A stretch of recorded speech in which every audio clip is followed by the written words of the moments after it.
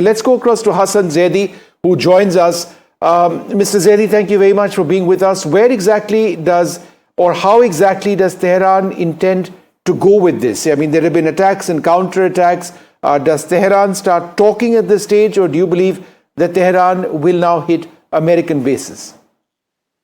Okay, thank you for having me. Look, when it started with residential areas in Iran. They targeted the residential areas where military generals also live. So I think Israel is the last one who can nag about Iran hitting residential areas, even after what we saw in Gaza, especially in Gaza, where every building was destroyed. It was turned into rubble over there. And now the Israelis are calling and nagging that Iran is hitting the residential areas. I think it's not fair. On the other hand, Iran is going to retaliate against the United States and all its assets in the area, in the region, in the Middle East, in the Western Asia. And this time it's not going to be like the last time when Iran hit the Ain al-Assad air base in Iraq when Iran's General Soleimani was killed. So I think this time it's going to be a very vast war, and Iran is going to hit hard. And because Israel has already started a war against Iran, so there will be two fronts. The air bases and all those bases in this area. And on the other hand, the Israeli entity, we cannot call it the Israeli regime, the occupied territories will definitely be hit again. Let me put that across to Pramod Chilani. Mr. Chilani, you agree with what Hassan Zaidi is saying, that this is now going to escalate? Iran is going to, as per Mr. Zaidi, Iran is going to attack some of the American assets in the region, and America does have very vast and deep asset network there. Given the US-Iran military asymmetry, Iran would be wiser not to take on the US directly, but rather take on the US indirectly through insurgent attacks, through proxy attacks, and by other means.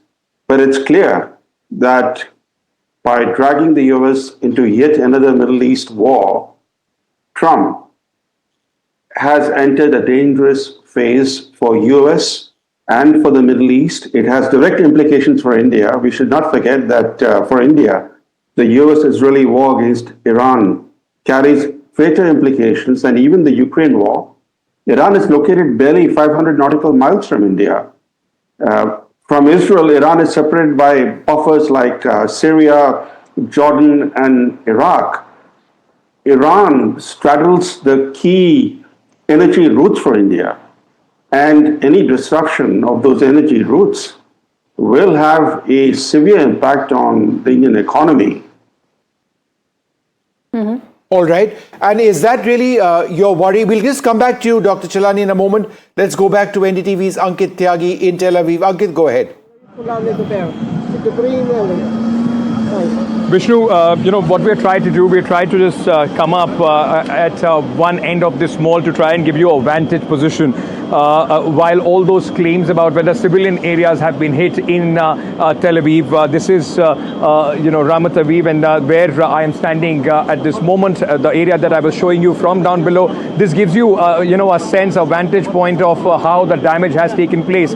I will point out to that building that you see. All these 3-4 buildings are all residential buildings. At the top of that building, you would see the entire, roof has collapsed in one of the buildings, and shattered floors on the other. Behind me as well, this is a low-rise building that is just behind me, residential area again, which has taken the impact, the hit here.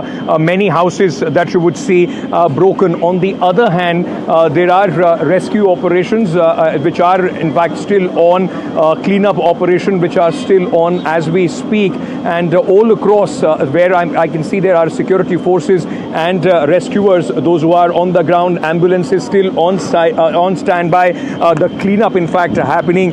These trucks, as you will see behind me, are taking away all that, in fact, they can pick up from this place. So this very much is near the university here in Tel Aviv, where this hit took place a short while back, and all across at this moment, the people, those who have their houses here, not allowed to go in. Some whose houses are intact are trying to take their belongings out from that very place. Ambulances, the fire security, and security officials all across in this very residential area. This is one of the areas which has been impacted in the recent strike. We were told that about 27 missiles and rockets were launched this morning in the retaliation. There are other areas which, of course, only after the confirmation from the IDF, which would be able to tell you in Tel Aviv and other places which have been impacted. But what we can at least confirm here at this moment from where we are standing, on NDTV, that there are these places, the residential areas, which have borne the brunt of this recent retaliation from Iran. The residential quarters, houses, and also a shopping center which were targeted. Not many, thankfully, not many injuries here. 11 people total have been, we have been told, have been injured, and none of them at this moment are critical, is what the Israeli Defense Forces have put out. Indeed, that's a very important point you made, Ankit, that most of these attacks have been in residential areas, but no fatalities or critical injuries so far. Any word on some of the other cities where there are some visuals coming in? If, Ankit, you've been speaking to people there, any update there? Some visuals are coming in about some of the other Israeli cities, if you've been able to get a word on that. Well, the social media here is abuzz with visuals, from various parts, Haifa, Jerusalem. But as I said, till the time there is a confirmation that comes in from the security forces, it will be difficult to ascertain them. But one thing is for sure, multiple cities today were targeted. Like I said, in fact, 10 cities were targeted, is what we are being told. And significant damage in civilian areas has been sustained in some of them. We are still trying to assess exactly where all, this entire strike have caused the kind of damage that we are seeing here in Tel Aviv.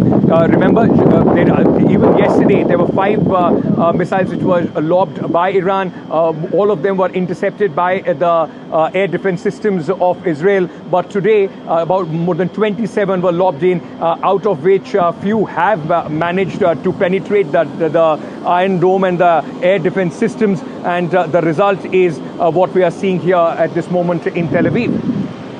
Ankit, we'll come back to you in a moment. Let's go back to Dr. Brahma Chelani. Dr. Chelani, if this were to expand and become bigger, what is the course that you see this conflict potentially take? The reality is this, that by pulling the US into a war with Iran, Trump could trigger more dangerous escalations. It's easier to start a bombing campaign, much more difficult to de-escalate and end this conflict. And I think Iran will hit back at a time and place of its choosing. It will hit the US and its regional interests. The fact that Trump has threatened that now bombed Iran must seek peace on US terms or face greater devastation. That threat clearly indicates that this attack early this morning was just the opening salvo. He wants Iran to capitulate. That will not happen, which means that this conflict will continue for a while. And as the UN Secretary General has said, that these US attacks are a dangerous escalation, and he has gone on to say that this is a direct threat to international peace and security.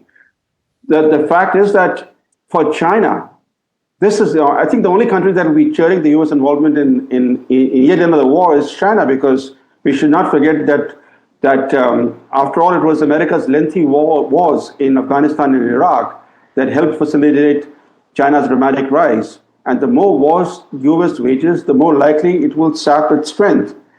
And I think strengthening China, it's been the main winner from the US-Russia proxy war in Ukraine. So a stronger China to emerge from greater American involvement in the Middle East would mean a more aggressive and more revisionist China on India's borders. So again, a direct impact on India's interests. In fact, I wanted to put that across to Michael Feller as well. Dr. Chilani speaking about China, but I'd like to speak about Russia as well. That's had close ties with Iran. They've armed Iran extensively in the past. Russia would be looking at that situation over there.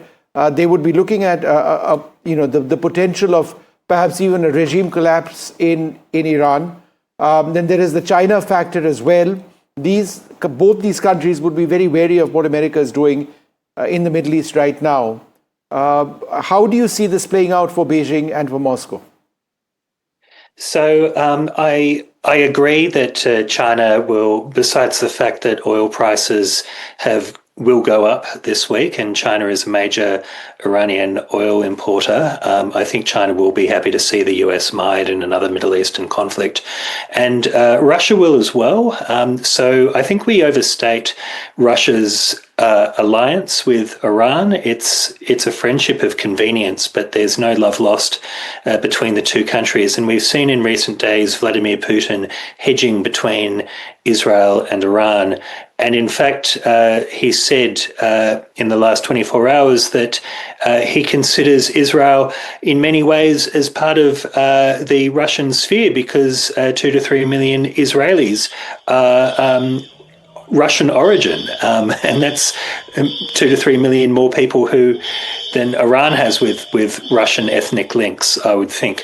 So I don't think that he will miss Iran. Like, it's embarrassing to have, after Syria, yet another Russian quasi-ally be embarrassed in this way. But ultimately, if this pushes up the price of oil, which it should, and ultimately if it distracts from Russia's war in Ukraine, which it should, then that's of net benefit to Mr. Putin. That's a gain and a win for Vladimir Putin right now. Gentlemen, I'm going to slip into a very short break. Viewers, our rolling coverage continues of the latest escalation in West Asia.